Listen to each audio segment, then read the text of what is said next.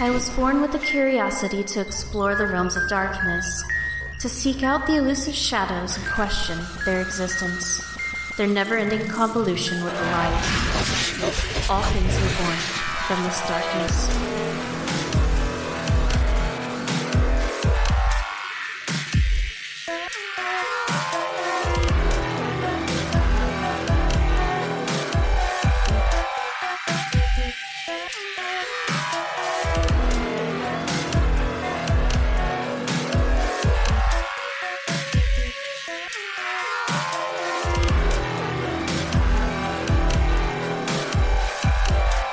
Question everything. Find your own truth, engage all mysteries, open your mind, and join me on my journey through the darkness.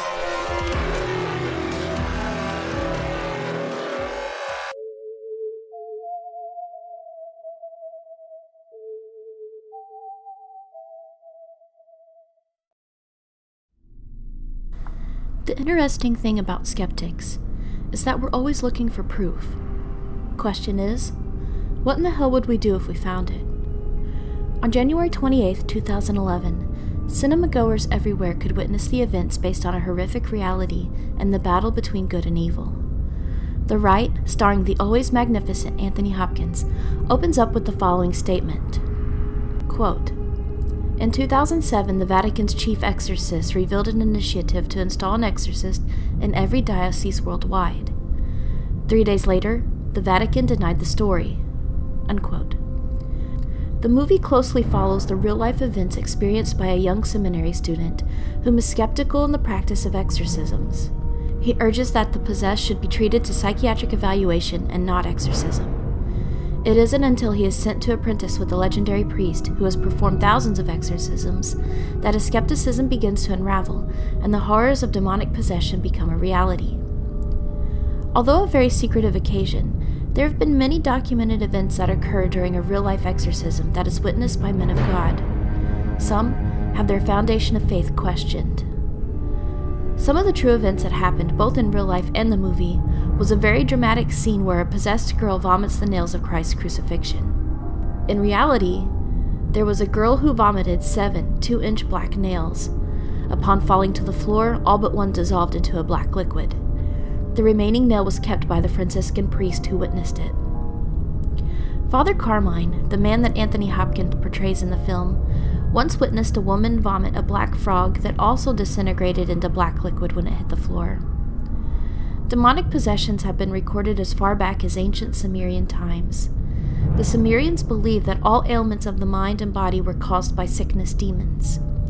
Today, there are more than 50 exorcists in the United States, and more than 68% of Americans believe that demons can manipulate and control a person. Last year, the Vatican received 500,000 reports of demonic possession.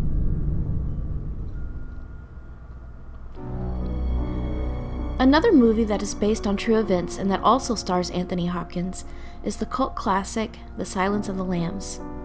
This 1991 psychological thriller follows a young FBI agent trying to locate and apprehend a serial killer known as Buffalo Bill. But in order to do that, she enlists the help of Hannibal Lecter, a former psychiatrist and a manipulative killer. In order to find the deranged killer, you have to think like one. The true story of Silence of the Lambs is loosely built upon a few different real-life events, but none as familiar as the gruesome acts of serial killer Ed Gein. Gein was arrested for the murder of Bernice Worden on November 17, 1957. When authorities searched his home, they discovered her body hanging upside down by the ankles, and at first thought she was a gutted deer. Her head had been decapitated and her abdomen had been sliced from her neck to her groin. But that's only a small fraction of the horrors found within the home. Serial killer Ed Gein had an unusual fascination with his mother, more of an obsession really, which also inspired another cult classic, Psycho. When his mother died, Gein said that he had lost his only friend and one true love. He became obsessed with women, particularly, he was curious to know what it felt like to be a woman. Along with the bodies of the women he murdered and corpses stolen from nearby cemeteries, Gein flayed their skins and made himself a woman's suit and mask. He had fashioned a belt from the nipples of multiple cadavers. He ate from bowls made out of human skulls and made a lampshade made from a human face. The gruesome findings of the Gein home shocked the nation, but there were other notable killers that inspired the Silence of the Lambs. In the film, Buffalo Bill uses a technique inspired by serial killer Ted Bundy to lure women to their deaths. Ted Bundy, known as the charismatic killer, often used injuries to get the aid of women. He would wear a cast and fake vulnerability so that he didn't seem a threat. Buffalo Bill was also inspired by the Green River Killer, who placed foreign objects into his victims' corpses and dumped them into the river. Thomas Harris was inspired to write the novel that inspired the film after meeting FBI agent John Douglas, who was a decorated criminal profiler. From Hell, starring Johnny Depp, opened in theaters on October 19, 2001, and brought back to life the century-old horrors of Jack the Ripper. Also known as the Whitechapel Murderer, Jack the Ripper was one of the most infamous serial killers of all time, killing 5 female prostitutes within 3 months. But some speculate that he may have killed more. The mystery of Jack the Ripper continues to this day, and he remains one of the few notorious killers that were never apprehended by the police. There are over 100 theories as to whom the elusive killer was, but his identity is still shrouded in mystery. He was known to slash his victims' throats prior to abdominal mutilations, and at least 3 of his victims had their internal organs removed. This detail led authorities to believe that the killer had substantial knowledge of the human anatomy and could have been a surgeon, doctor, or butcher. On October 15, 1888, the letter believed to be authentically written by the killer included half of a preserved human kidney, purportedly taken from one of the victims. The infamous letter is known as the From Hell letter, and is a macabre vaunting of how he butchered his victim and ate the other half of her kidney.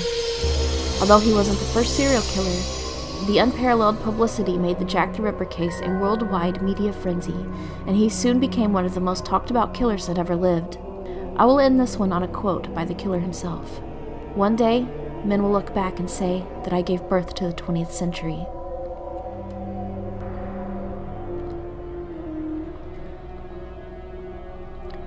Originally titled The Door, the cinematic thriller Shadow People hit the big screen on March 19, 2013. Every culture documents the shadows that come to steal your soul. It's your thoughts. When you think about them, that's how they find you. So how do you stop yourself from thinking about something? The movie plot follows a talk show radio host that unravels the unexplained deaths of several hundred victims in the 1980s.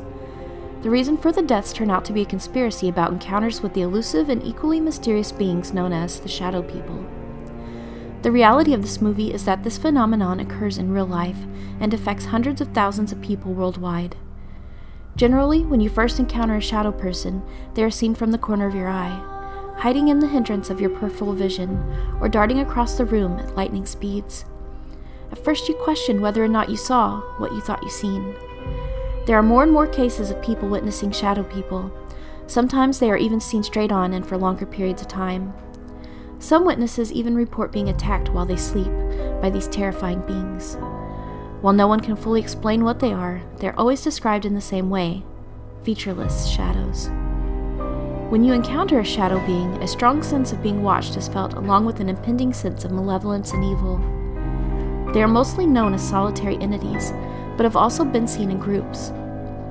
Both the director and the star of the film had this to say in an interview. Quote, "The story came to me from my own experience. I woke up one night and my body was totally paralyzed. I felt like my body was asleep, but I was awake, and I could see a shadowy person standing over me. I finally yelled and willed my body to get up, and the figure shot through the wall. What the hell just happened? It was an utterly terrifying experience to be paralyzed and have something in the room with you. I began to research it and didn't know how to find out what it was because there isn't a lot of discussion about this. If you see a ghost, you can tell everyone what it was. But if you see this thing, you don't know what to say. The more I researched it, the more common I found it to be.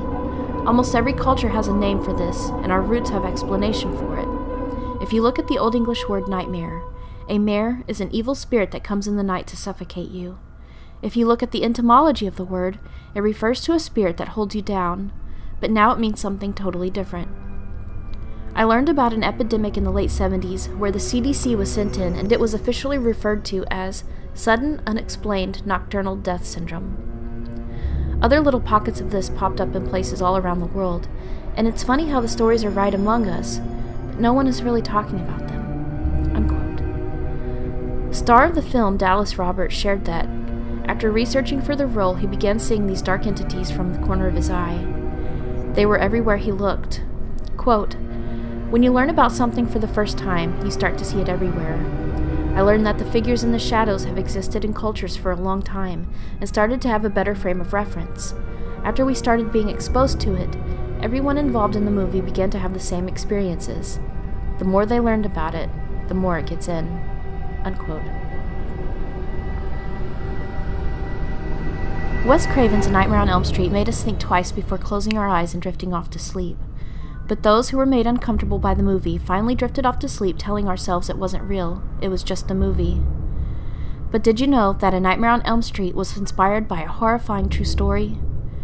Creator Wes Craven was inspired for the movie after reading an article about a family that had survived the killing fields in Cambodia in an article of LA Times. While the family survived and fled to the United States, the horrifying events of what they had endured haunted a young boy. He had horrific nightmares while he slept, and told his parents that he was terrified to fall asleep because the thing chasing him would catch up to him in his nightmares. The boy's family reassured him that it was just a nightmare, but the boy insisted that this was completely different. He stayed awake for days, fearing for his life. When he finally fell asleep, the boy's parents were relieved that he finally found some peace. They had assumed the ordeal would be over after the boy realized that he would wake up safe and sound and that there was nothing hunting him in his dreams. It was silent for a while, but the parents awoke in the middle of the night to the boy's frightened and panicked screams. By the time the parents made it to him, he was already dead. He died in the middle of a nightmare.